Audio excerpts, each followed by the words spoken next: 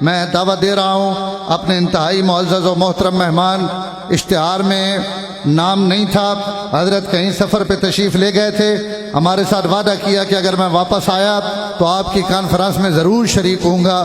میری مراد متکلم اسلام، مناظر اسلام، ہر باطل فرقے کو لوہے کے چنے چبوانے والے حضرت مولانا محمد الیاس گھمن، نعروں کی گونج میں استقبال کریں۔ نعرہ تکبیر، تاج و تخت ختم نبوت، تاج و تخت ختم نبوت، حضرت مولانا محمد الیاس گھمن صاحب۔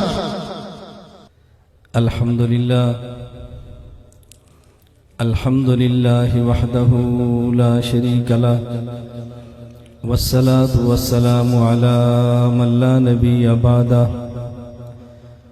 اما بعد فاعوذ باللہ من الشیطان الرجیم بسم اللہ الرحمن الرحیم محمد رسول اللہ اللہم صلی علی محمد وعلی آل محمد کما صلیت علی ابراہیم وعلی آل ابراہیم انک حمید مجید اللہم بارک علی محمد وعلی آل محمد کما بارکت علی ابراہیم وعلی آل ابراہیم انک حمید مجید۔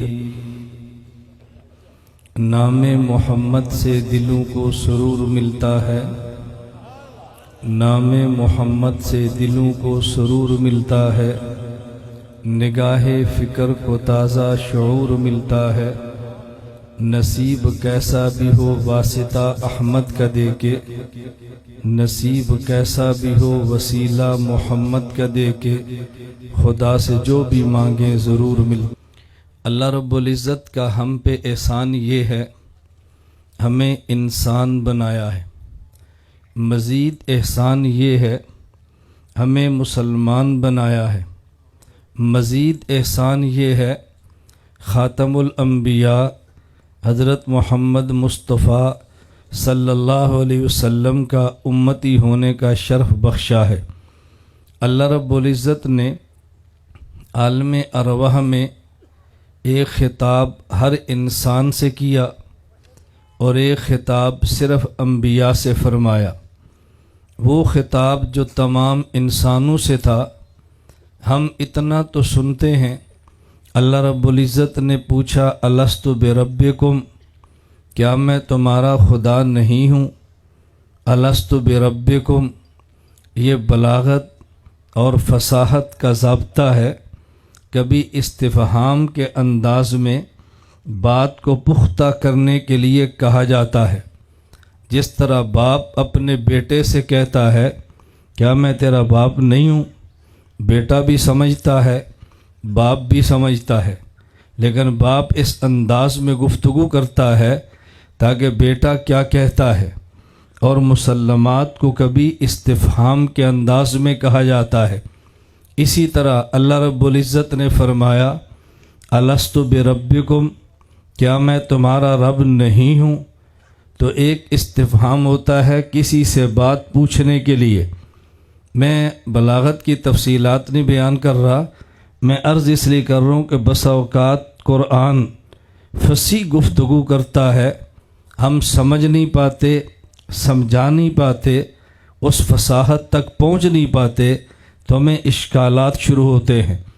عالم ارواح میں سب سے پوچھا الست بربکم، اور تمام نے جواب دیا بلا، کیوں نہیں، آپ ہمارے رب ہیں۔ اتنا تو ہم نے سنا ہے، لیکن اگلی بات جو بات میں کہنا چاہتا ہوں، قاری محمد طیب دارالعلوم دیوبند کے محتمم حضرت ارشاد فرماتے ہیں کہ جب اللہ نے فرمایا الست بربکم، کیا میں تمہارا رب نہیں ہوں، عالم ارواح کی سارے روحیں خاموش تھی، نہ کوئی نبی بولا، نہ کوئی عام مسلمان اور ولی بولا۔ عالم ارواح میں سب سے پہلے روح محمد نے فرمایا بلا، سب سے پہلے عالم ارواح میں روح محمد نے فرمایا بلا، اس کے بعد انبیاء نے فرمایا بلا۔ اس کا معنی یہ ہے کہ عالم ارواح میں جو ہم سب اللہ پر ایمان لائے، یہ ہمارا ایمان لانا حضرت محمد کے ایمان لانے کا صدقہ ہے۔ پیغمبر عالم ارواح میں بلا نہ فرماتے، وہاں بلا کوئی نہ کہتا، تو عالم ارواح میں جو ایمان لایا وہ اللہ کے نبی حضرت محمد کی وجہ سے لایا۔ ایک شخص وہ ہے جو ایمان لاتا ہے، اور ایک وہ ہے جس پر ایمان لایا جاتا ہے۔ جس پر ایمان لایا جائے اس کا ایمان اصل ہوتا ہے، اور جو ایمان لاتا ہے اس کا ایمان نسل ہوتا ہے۔ اصل کو باپ کہتے ہیں، نسل کو اولاد کہتے ہیں۔ اس کا مطلب یہ ہے کہ عالم ارواح میں جس نے بلا کہہ کے اللہ پہ ایمان کا اظہار کیا تھا، وہ عالم ارواح میں ہی روحانی طور پہ حضرت محمد کا بیٹا بن چکا تھا۔ باقی سب اولاد بنے ہیں، ہمارے نبی والد بنے ہیں۔ ایک ہے تعلق جسم کا اور ایک ہے تعلق روح کا۔ عالم ارواح میں ہمارے یہ جسم نہیں تھے، عالم ارواح میں صرف ہماری روحیں تھی۔ خطاب ان جسموں کو نہیں تھا، عالم ارواح کی روحوں کو تھا۔ تو عالم ارواح ہی میں سے پیغمبر کا ایمان اصل بنا ہے، ہمارا ایمان نسل بنا ہے۔ پھر دوسرا خطاب اللہ نے حضرات انبیاء کرام علیہ السلام کو فرمایا۔ انبیاء علیہ السلام کو اللہ نے فرمایا ثم جاءکم رسول، لیکن یہ بات اچھی طرح سمجھو، وَإِذْ أَخَذَ اللَّهُ مِيثَاقَ النَّبِيِّينَ، جب سارے نبیوں سے اللہ نے وعدہ یہ لیا، لَمَا آتَيْتُكُم مِّن کتاب، میں تمہیں کتاب بھی دوں گا، وَحِکْمَةٍ، تمہیں حکمت بھی دوں گا۔ کتاب نام ہے علم کا، حکمت نام ہے دانائی کا۔ فارسی کا ایک جملہ ہے، یک من علم را دا من عقل باید، جسے ہم چھٹانک کہتے ہیں اسے وہ من کہتے ہیں۔ ایک چھٹانک علم کے لیے 10 چھٹانک عقل چاہیے۔ کبھی علم ہوتا ہے اور عقل نہیں ہوتی۔ ہمارا علم ہی امت میں فتنے کا سبب بن جاتا ہے۔ ہمارے اکابر علماء دیوبند کو اللہ نے علم بھی دیا تھا اور اللہ نے عقل بھی دی تھی، اور امت کو یوں سنبھالا تھا۔ میں صرف ایک واقعہ پیش کرتا ہوں، میرے پاس تو اکابر کی بتائی ہوئی بہت ساری مثالیں اور واقعات بھی ہیں۔ 1965 کا جہاد تھا، پاکستان سے فتویٰ جہاد کا لگا، ہندوستان دارالعلوم دیوبند سے فتویٰ فساد کا لگا۔ مفتی محمود رحمۃ اللہ علیہ سے کسی نے پوچھا، حضرت ایک بات سمجھ نہیں آ رہی، پاکستان کے دیوبندی علماء کہتے ہیں یہ 65 کا جہاد ہے، دارالعلوم دیوبند والے علماء کہتے ہیں کہ یہ جہاد نہیں فساد ہے، تو بات ان کی ٹھیک ہے یا بات ان کی ٹھیک ہے؟ مفتی محمود فرمانے لگے بات ہماری بھی ٹھیک ہے، بات ان کی بھی ٹھیک ہے، تم دونوں کی بات کو سمجھے نہیں ہو۔ ادھر سے لڑنے والا مسلمان فوجی ہے، اور جب مسلمان فوجی کافر فوج کو مارے تو جہاد کہتے ہیں۔ ادھر سے لڑنے والا ہندو کافر فوجی ہے، اور جب کافر فوجی مسلمان کو مارے تو فساد کہتے ہیں۔ اس لیے ہم جہاد کہتے ہیں، وہ دیوبند فساد کہتا ہے۔ فرمایا دونوں ٹھیک ہے۔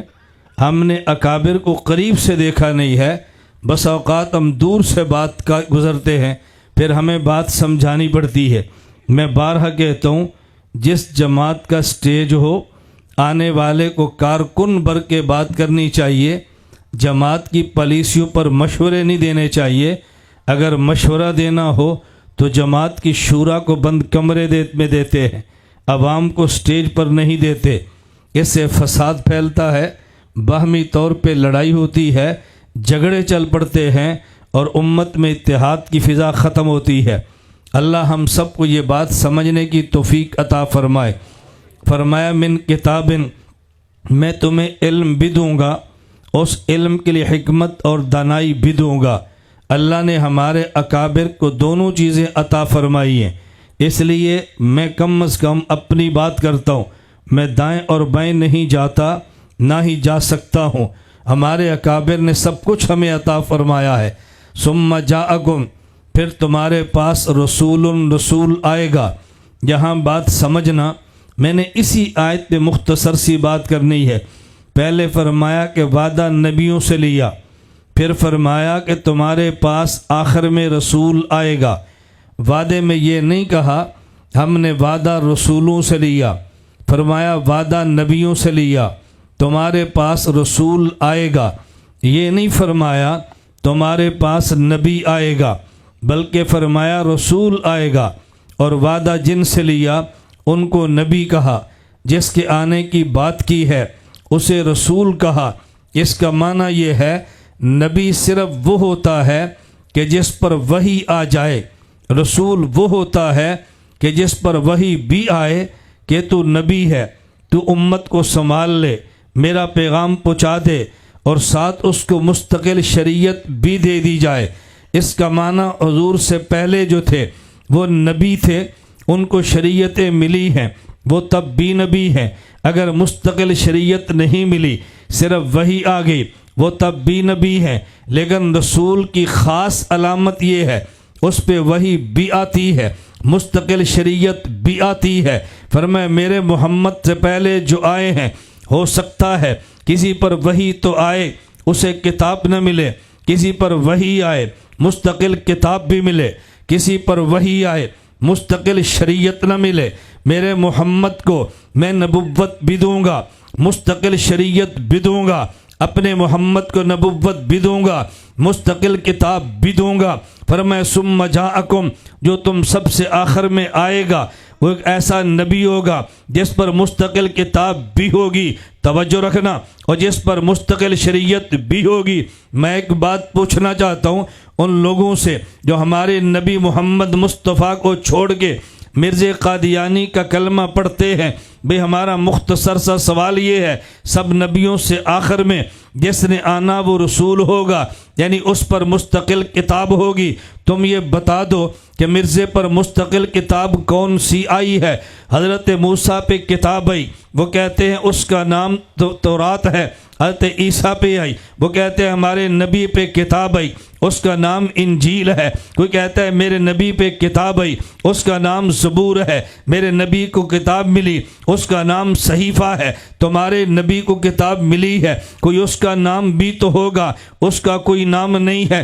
اس کا معنی کہ مستقل کتاب نہیں ہے۔ بات توجہ سے سمجھنا، اگر کسی پہ شریعت ملے، بھئی تم کون ہو؟ کہا شریعت موسوی ہے۔ تم کون ہو؟ شریعت عیسوی ہے۔ تم کون ہو؟ شریعت ابراہیمی ہے۔ بھئی تم کون ہو؟ شریعت ابراہیمی ہے۔ اگر تمہارے نبی کے پاس کوئی شریعت تھی تم اس کا نام بتا دو۔ اس شریعت کا نام یہ ہے، نہ مستقل کتاب کا نام ہے، نہ مستقل شریعت کا نام ہے۔ میں اگلی بات کہنا چاہتا ہوں، اگر تم صرف نبی کہہ دو، یہ جی رسول نہیں تھا، اس کے اوپر کتاب نہیں تھی، یہ صرف نبی تھا، میں نے کہا کوئی نبی بھی آئے اس کا کلمہ تو ہوتا ہے، کوئی تم کلمہ بتا دو۔ کیا جی ہمارے ہمارے نبی کا کلمہ لا الہ الا اللہ محمد رسول اللہ۔ ہم نے کہا خدا سے ڈرو، دنیا میں سب سے قیمتی چیز ایمان ہے۔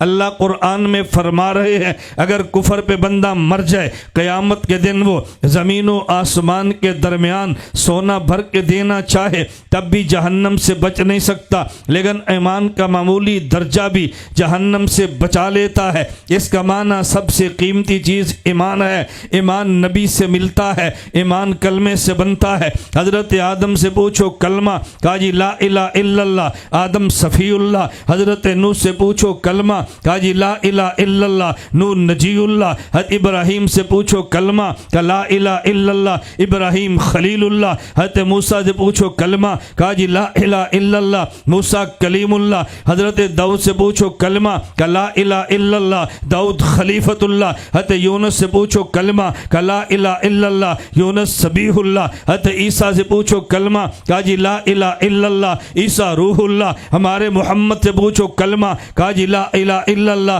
محمد الرسول اللہ۔ ہم قادیانیوں سے پوچھتے ہوتے ہیں, لڑتے نہیں ہیں, جھگڑتے نہیں ہیں, تمہیں ڈنڈے نہیں مارتے, ہم پیار سے سمجھاتے ہیں. تمہاری جنت کی فکر کرتے ہوئے, جہنم کی فکر کرتے ہوئے. یہ دنیا چند دن کی ہے, ہم مر جائیں گے, ہم چھوڑ جائیں گے, پاسپورٹ ختم ہو جائیں گے, نیشنلٹیاں تباہ ہو جائیں گی, یہ دنیا کی دولت مٹ جائے گی جس کے لیے ہم کلمے پڑھ رہے ہیں. ہم تم سے پوچھتے ہیں بھئی اپنے پڑھانے والوں سے پوچھ لو ہمارے نبی کا کلمہ کیا ہے. وہ کہتے ہیں لا الہ الا اللہ محمد الرسول اللہ. میں نے کہا خدا سے ڈرو, جوتا چوری کرو یہ بھی چوری ہے. بھئی کسی کی جیب سے چند پیسے نکالو یہ بھی چوری ہے. کسی کی گندم اٹھا لو یہ بھی چوری ہے. کسی کے چنے چھین لو یہ بھی چوری ہے. لیکن کسی کا کلمہ چھین لو, اس سے بڑا دنیا میں چور کون ہوگا؟ یہ کیسا نبی ہے جس کو کلمہ بھی نہیں ملا, اس کو کلمہ بھی چوری کرنا پڑے گا. میں کہتا ہوں آپ کہتے ہو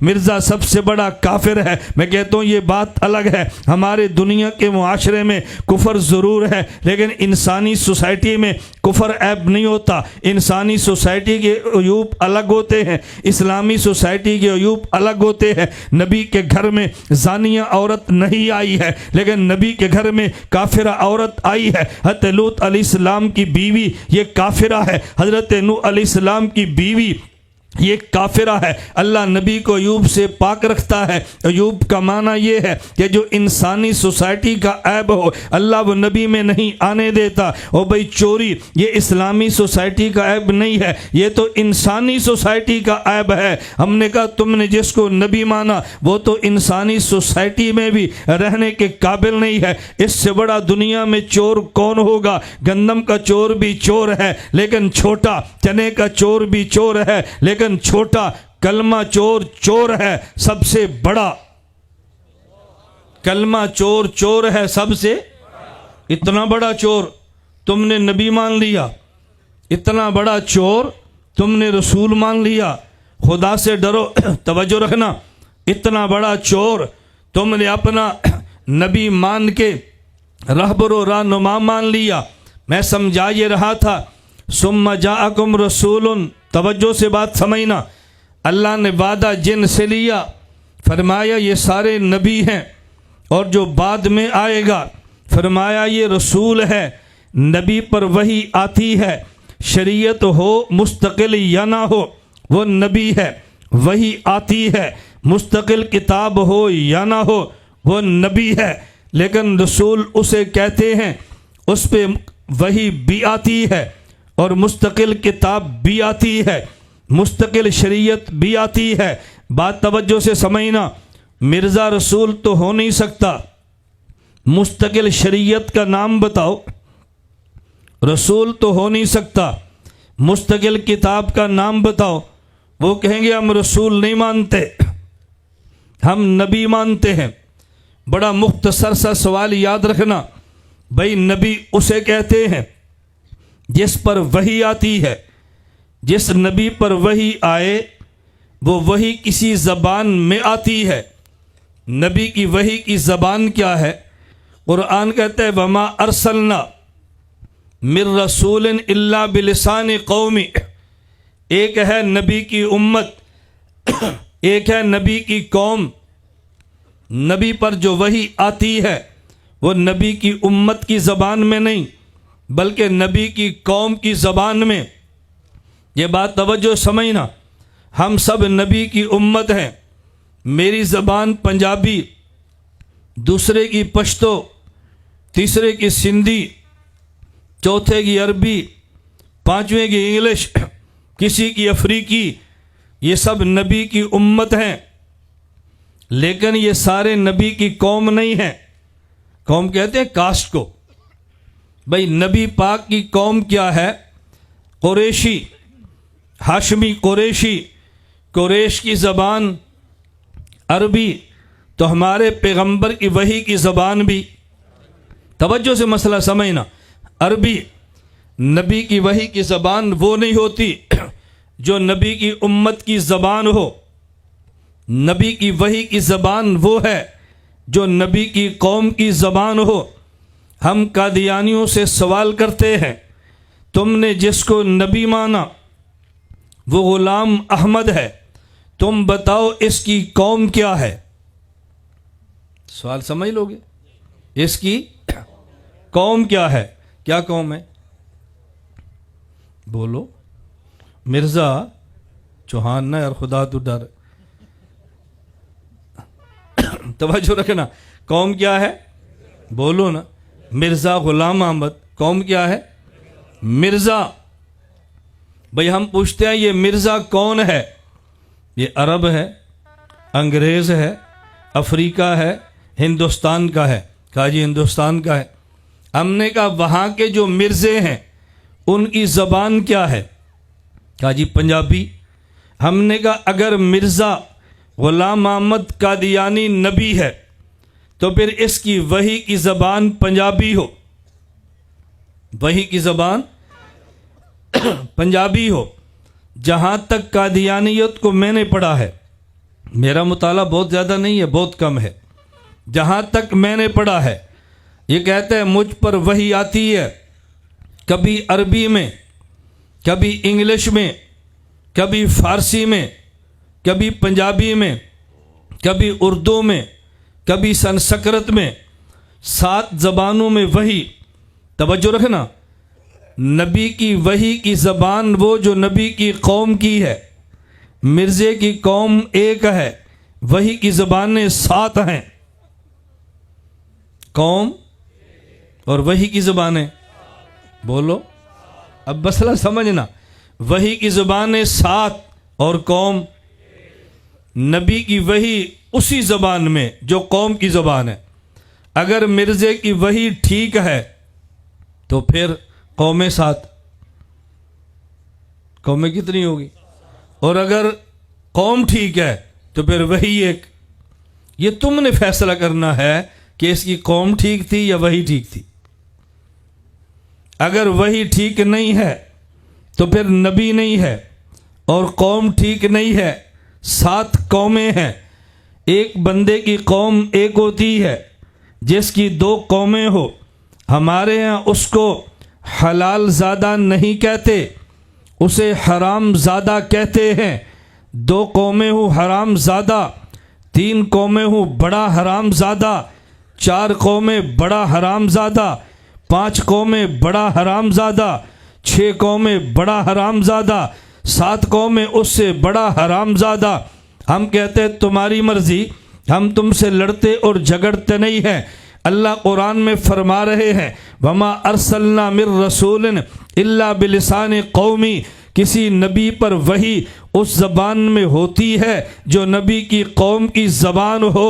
مرزے کی قوم مرزا ہے، لہذا وحی کی زبان وہ ہو جو اس کی قوم کی زبان ہے۔ اگر تمہیں نبی ماننے پر اصرار ہے تو پھر قومیں 7 مانو، اگر قوم ایک ماننے پہ اصرار ہے پھر اس کو تم نبی نہ مانو، کیونکہ نبی کی وحی قوم کی زبان میں ہوتی ہے۔ ہم جھگڑتے تم سے نہیں ہیں۔ میں نے کہا بات توجہ سے سمجھو، جس طرح چور ہونا یہ اسلامی نہیں، انسانی سوسائٹی کا عیب ہے، بالکل اسی طرح حرام زادہ ہونا اسلامی نہیں، یہ اسلامی نہیں، انسانی سوسائٹی کا عیب ہے۔ میں اسلام کی بات نہیں کر رہا، میں تو انسانی سوسائٹی کی بات کر رہا ہوں۔ ہمارا میسج صرف مسلمان کے لیے نہیں ہے، ہمارا میسج یورپ کے لیے بھی ہے کہ جس کو تم نے نبوت کے لیے چنا، اسلام کا مسئلہ بات کا ہے، ایمان کا مسئلہ بات کا ہے۔ اللہ نے ہمیں کرم کیا کہ سب سے پہلے انسان بنایا ہے، پھر کرم کیا ہمیں مسلمان بنایا ہے، پھر کرم کیا آخری نبی کا امتی بنایا ہے۔ جس کو نبوت کے لیے تم نے چنا یہ تو چور بھی ہے، اور اگر اس کی نبوت مانے حرام زادہ بھی ہے۔ ہماری سوسائٹی میں نہ چور قبول ہوتا ہے نہ ہی حرام زادہ قبول ہوتا ہے۔ انسانی سوسائٹی میں اس کو کوئی قبول نہیں کرتا۔ تم کہتے ہو تو مولوی لوگ مان لو، ان سے جھگڑا مولویت کا نہیں ہے، یہ بات کا مسئلہ ہے۔ ان سے جھگڑا اسلام کفر بات کا ہے، ان سے پہلے جھگڑا انسانی سوسائٹی کا ہے۔ جس بندے کو انسانی سوسائٹی میں قبول نہیں کیا جا سکتا، ہم اس بندے کو نبی مان لیں۔ یہ ہے تو ایک مختصر سا لطیفہ۔ ہندوستان میں مناظرہ مرزائیوں سے طے ہوا، انگریزوں نے ٹرین لیٹ کر دی، مسلمان مناظر نہ پہنچا، مرزائی اچھل رہا تھا، لاؤ اپنا مناظر۔ ایک جٹ آدمی اٹھا، اس نے کہا میں بات کرتا ہوں۔ کہا تو کرے گا؟ کہا جی میں کرتا ہوں۔ وہ کھڑا ہوا, اس نے 5 منٹ مرزا قادیانیوں پر گالیوں کی بارش برسائی. لوگوں کا سر شرم سے جھک گیا, یہ کیسا آدمی ہے, اس کو بات کا سلیقہ بھی نہیں آتا. وہ جب بیٹھا, قادیانی مرزائی کھڑا ہوا, اس نے کہا جی اس سے کیا بات کرنی, کوئی دلیل تو دی نہیں ہے, صرف گالیاں دیتا ہے, گالیاں دینے سے مناظرے کا مسئلہ حل نہیں ہوتا. وہ بیٹھا, یہ پھر کھڑا ہوا, لوگوں نے کہا بیٹھ جا. اس نے کہا نہیں میں نے اس کی دلیل کا جواب دینا ہے. کہا یار خدا کا نام شرمندہ نہ کر, بیٹھ جا. اس نے کہا نہیں میں جواب دوں گا. یہ طاقت سے جٹ کھڑا ہوا. اس نے کہا میں نے 5 منٹ گالیاں دی ہیں, تم کہتے ہو مناظرے کا مسئلہ حل نہیں ہوتا. جس کو تم نبی مانتے ہو اس نے 60 سال گالیاں دی ہیں. مناظرے کا مسئلہ گالی سے حل نہیں ہوتا, تو گالی دینے سے نبوت کا مسئلہ حل ہو جاتا ہے؟ گالیوں سے مناظرہ نہیں جیت سکتے, گالیوں سے نبوت جیت جاتے ہیں. آپ یقین فرماؤ, میں خدا گواہ بنا کر کہتا ہوں, قادیانیت سے گفتگو کے لیے بہت بڑے عالم کی ضروری نہیں ہے, اچھے سے انسان کی ضرورت ہے. تم علماء کو تلاش کرتے ہو, عالمی مجلس, جی ہمیں مبلغ دو. مبلغ نہیں, مسئلہ سمجھو. جناب نگر جاؤ, کورس کرو, مسئلہ سمجھو, مبلغین سے مسئلہ سمجھو, گفتگو خود کرو. جب پھنسو گے کو جی میں مولوی نہیں ہوں, پوچھ کر آ جاؤں گا, کل پھر بات کرو, پھر پھنس جاؤ, پرسوں پھر بات کرو, 3 بات کرو گے تم خود بخود مناظر بن جاؤ گے. کب تک تم تلاش کرو گے مبلغین کو؟ خود کھڑے ہو, خود اپنے پاؤں پہ کھڑے ہوں. یہ گفتگو بات چل پڑی. میں ایک واقعہ پیش کرتا ہوں, میں نے مختصر وقت میں بات کہنی ہے. عیسائی سے مناظرہ, مولانا صاحب کا. عیسائی دلیل دے رہے ہیں, مولانا توڑ رہے ہیں, مولانا دے رہے ہیں, عیسائی توڑ رہے ہیں. ایک ذمہ دار کھڑا ہوا, کہا مولوی صاحب ادھر مینو گل کرن دیو. اس نے کہا یہ ہے تو مرزائی لیکن پڑھا ہوا ہے. اس نے کہا کچھ نہیں ہوتا نا, ہے تو عیسائی لیکن پڑھا ہوا ہے. کہا جی مجھے بات کرنے دو. وہ جٹ کھڑا ہوا, اس نے عیسائی سے پوچھا اچھا یہ بتا تیرا دعویٰ ہے کہ عیسیٰ علیہ السلام اللہ کے بیٹے ہیں؟ کہا جی ہاں. کہا خدا کے کوئی اور بھی بیٹے ہیں؟ کہا نہیں جی ایک ہی ہے. اس نے کہا میرے 3 سوال ہیں, یہ بتا خدا کی عمر کتنی ہے؟ کہا ازل سے اربوں سال سے زیادہ. یہ بتا طاقت کتنی ہے؟ کہا علی کل شیء قدیر. کہا یہ بتا وہ تمہارے خدا کا بیٹا گیا کدھر ہے؟ کہا یہودیوں نے مار دیا تھا. اس نے کہا عمر کتنی؟ ہمیشہ سے. طاقت کتنی؟ علی کل شیء قدیر. پتر کنے جمے؟ ایک. وہ بھی کتنے گیا؟ یہودیاں مار دیتا. انہیں کہا کوڑے دے پترا پھر اب مینو من عمر 60 سال ہے, پتر 10 نے, میرے 10 جو کسی ایک نو ہاتھ لا کے بخا, ہاتھ لا کے بخا, ہاتھ لا کے.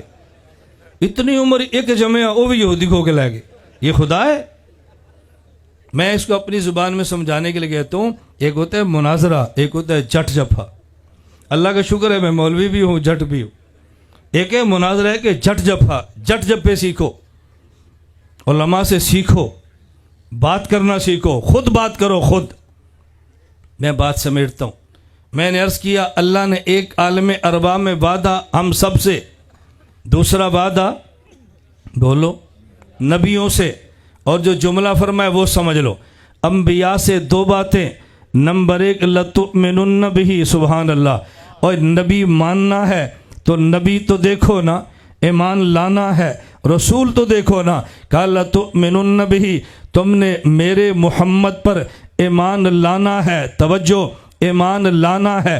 ایک وہ جو ایمان لائے, ایک وہ جس پر ایمان لائے. جس ایمان لایا جائے اس کا ایمان اصل, جو ایمان لائے اس کا ایمان نسل.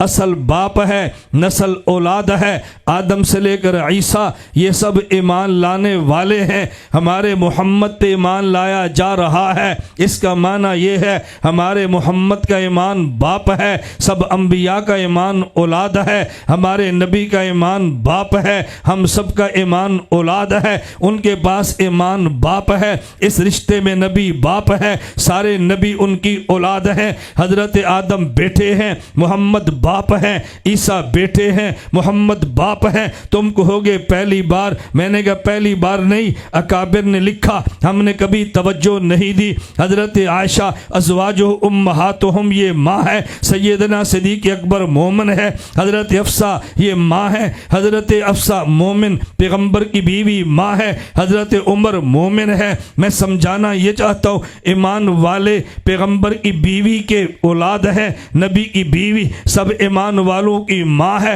جب رشتہ خون کا دیکھے صدیق باپ ہے عائشہ ماں ہے جب رشتہ ایمان کا دیکھے عائشہ ماں ہے صدیق بیٹا ہے جب رشتہ خون کا دیکھے حضرت عمر باپ ہے حفصہ بیٹی ہے جب رشتہ ایمان کا دیکھے حفصہ ماں ہے عمر بیٹا ہے جب رشتہ خون کا دیکھے آدم باپ ہے محمد بیٹا ہے جب رشتہ ایمان کا دیکھے محمد باپ ہے آدم بھی بیٹا ہے لَتُؤْمِنُنَّ بِهِ وَلَتَنْصُرُنَّ تم سب نے ان کی تائید بھی کرنی ہے۔ علامہ سبکی نے مستقل کتاب لکھی ہے التفصیل والمنہ، ایک آیت کی تفسیر میں پوری کتاب لکھی ہے۔ تم نے تائید بھی کرنی ہے، سب کسی کے پیچھے کھڑے ہو کے امام مان لیں، اس سے بڑی تائید کیا ہوتی ہے۔ بیت المقدس میں حضور کو امام من کے انبیاء نے تائید بھی کی ہے۔ میں بس اتنی بات عرض کرتا ہوں، اللہ کا کرم ہے ہمیں انسان بنایا، اللہ کا کرم ہے ہمیں مسلمان بنایا، خدا کا کرم ہے آخری پیغمبر کے امتی ہونے کا شرف بخشا ہے۔ ہم اس پہ خدا کا شکر بھی ادا کریں، اس نعمت کی قدر بھی کریں، اور اس نعمت کی شکر اور قدر یہ ہے اس پر جس حد تک ممکن ہو انسان محنت کرے۔ اللہ مجھے اور آپ سب کو ختم نبوت کی تحریک کا غلام بنائے، نوکر بنائے، خادم بنائے، اپنا سب کچھ اس پہ لٹانے کی توفیق عطا فرمائے۔ وآخر دعوانا ان الحمد للہ رب العالمین۔